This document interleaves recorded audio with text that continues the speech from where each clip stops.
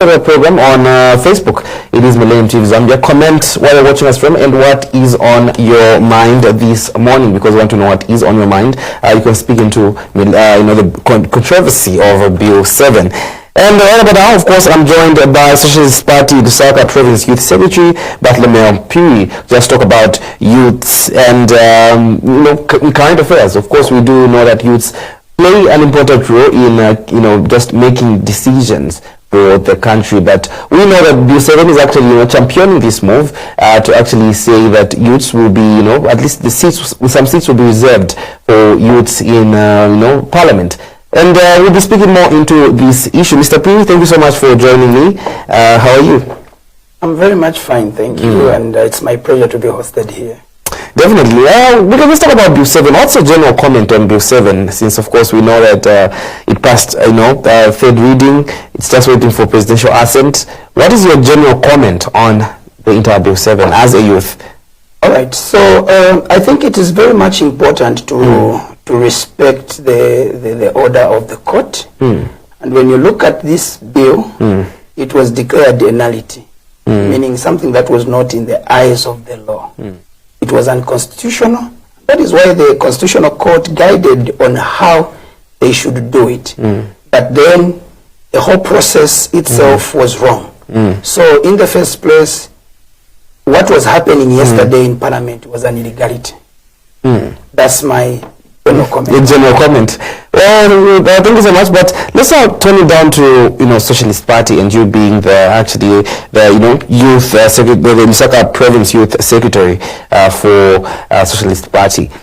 It says actually champions youth leadership to actually be in Parliament.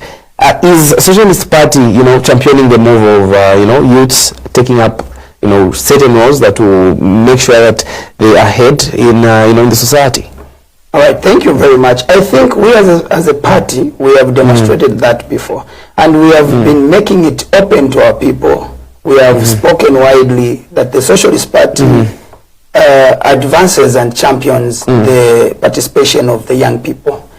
So when you look at the structure of the Socialist Party itself, it is structured in three phases. There's the main body, there's the Women's League, and the Youth League. And all these structures are on the same level. Despite there's a national leadership, there's provincial, district, constituencies coming down up to the ward level. So when you look at even the members of the Central Committee, we have quite a number of young people that are members of the Central Committee. We've got, just to mention a few names, we've got Comrade Nancy Wusikumpongo, who is our National Training Coordinator. We also have got our Deputy General Secretary for Administration, Maximo Mutambo, is also youth. We also have, we've got Comrade Phiri and many others. There are a lot that we can mention. So these are part of the Central Committee. And if you look at most of the people that have been championing the cause of the Socialist Party are the young people. I believe you've had guests here coming from the Socialist Party who are young people. So that also on its own shows that we are very committed and we are very passionate about the leadership of the young people. Now, you said, what was happening in Parliament was an illegality. We do see that the bill is really progressing. How do you think that is really, going to affect Zambia's democracy system at this point? Looking at how, a lot of people have, some people have said that they are not for the bill, but we still see that, the members of Parliament voted yesterday, and it's actually going through. How do you think will affect Zambia's, democracy system? All right, thank you so much. So what has been proposed in that bill? They are talking about youth, women, and people with disabilities representation in Parliament, but the UPND have not walked the talk. Okay, even just the recent adoption of Chawama by-election, they have not adopted a young person. So why should you preach something that cannot work for you? I usually say, if it cannot work at home, don't export it, because it has no use. That's number one. So the bill on its own, they have proposed some constituencies not to be so sure, but approximately 70 to 71, somewhere there, that should be included. And they have not made it public, that people should know what are those constituencies. Automatically, that on its own is going to affect, because democracy entails that there must be transparency, there must be accountability. But what is happening today is that they have kept those constituencies in secrecy. Then who knows those constituencies? Nobody, including the same members of parliament that were voting for the same bill yesterday. They don't know. So then, how can we say this is championing the cause of democracy in this country? It is not. Then there are issues of by-elections, where they are proposing that they should do away with by-elections in case of a person resigns or dies. Where are we going to pay the loyalty? For instance, if I'm chosen a member of parliament, I'm adopted by a party and I win an election, and or maybe a person, someone else was adopted and then won an election and later on resigns, and then they appoint someone to represent the people. Where will be the loyalty? Automatically the loyalty will be to the party. So meaning that members of parliament are not going to be loyal to their citizens. Instead, they'll pay their loyalty to the party. So that on its own, it undermines democracy. Indeed. You can be part of the program by calling us up. We are in the 9 minutes of the program. Be part of the program this morning. The number is 0770-813728. Now, Mr. Phiri, you can just talk about you being a youth, right? Do you feel like youths are being used in this process? Because we do see that, there are some youths from, student unions that actually, are really talking for the bill. Do you think youths are being used in this entire issue? Definitely, I would say yes, youths are being used in this whole entire issue. I've said that you must walk the talk. Don't preach something that you cannot do. So these students, these young people that are being used to support and champion this Bill 7, I think they were not steady enough. Because if it were me, I was going to look at the people that are proposing all this. Are they walking the talk? What have they done in their own political party? Can we mention or single out 1 or even 5 young people that have been adopted in the UPND and have contested as members of parliament? Even when Gary Nkombo was fired, the person who was adopted or the person who was appointed, is that person a young person? No, because these matters started even before that. Then later on we saw that a grandfather was now appointed as a local government minister, away from what they are proposing in the bill. So if they are failed to demonstrate, what guarantee do young people have that indeed what these people are proposing, it will automatically work? It will not, because if you're talking about members of parliament, they are nominated members of parliament, they are also elected members of parliament. So how many young people did the UPND in the 2021 general election adopted? Even in these by-elections that we've had, because we've had by-elections since I think 2022, if not mistaken, till to date we have these by-elections. How many young people have the UPND adopted?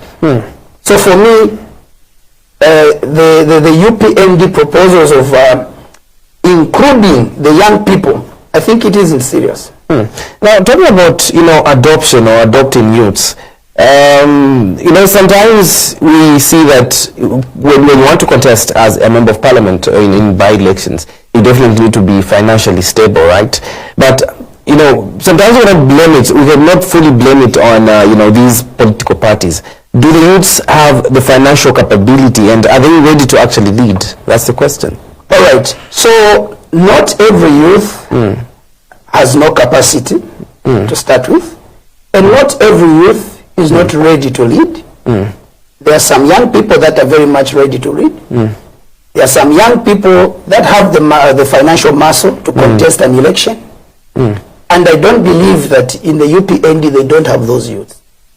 We are seeing how they are dishing out monies when we go by elections. We are seeing that.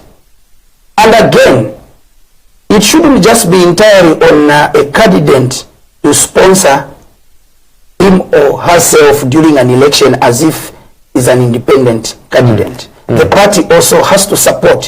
What we should look at is this person capable of representing his people? If yes, why not adopt such a person and support?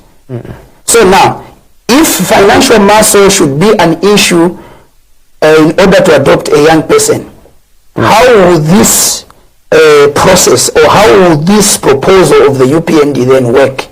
If at all, even them, they will consider financial muscle to adopt a young person. How are they going to include the young people? How are they going to also include people living with disabilities? Automatically, it's a no. They will not adopt if we are going to take that route. So the youths are very much ready. That's why they have made themselves available. But where the problem is that the youths are not considered.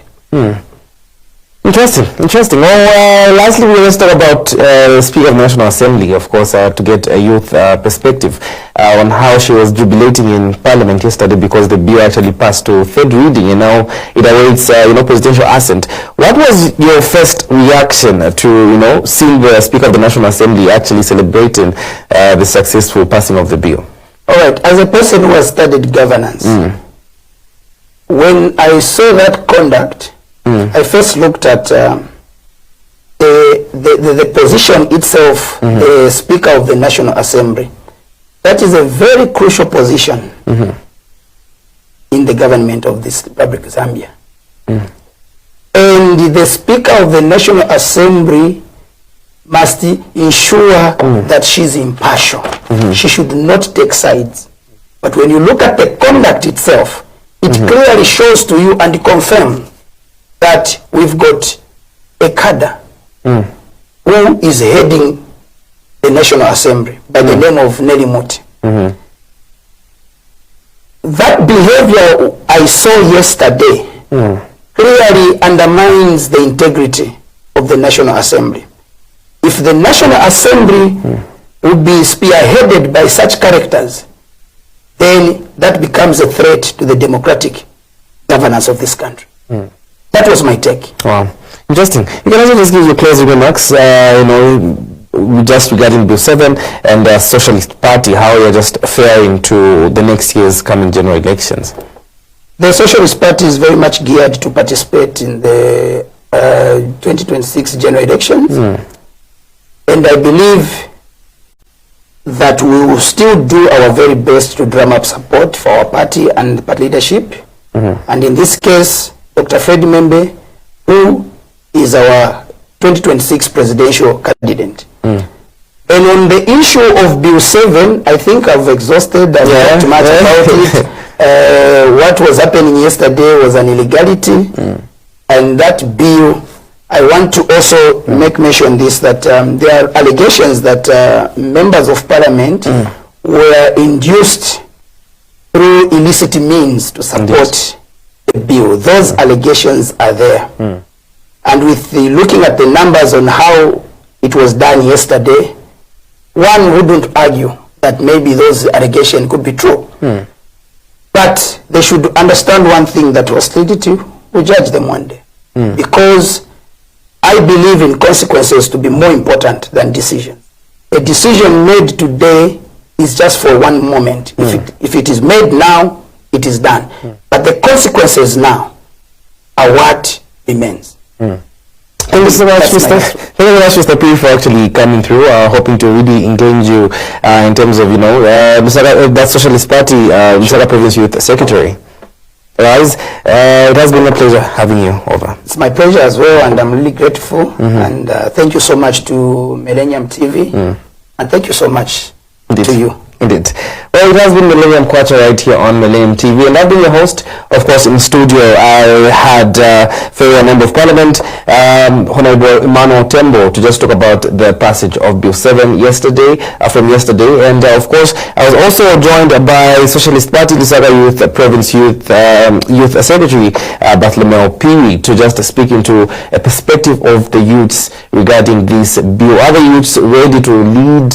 Are they financially capable? capable of, just contesting for roles like, members of parliament, and, how Socialist Party is faring when it comes to next year's general elections. I've been your host, David Nick Mwewa, the Unlimited Drama Virus, aka the Stepfather, and stay tuned to Bartholomew TV. We mean business.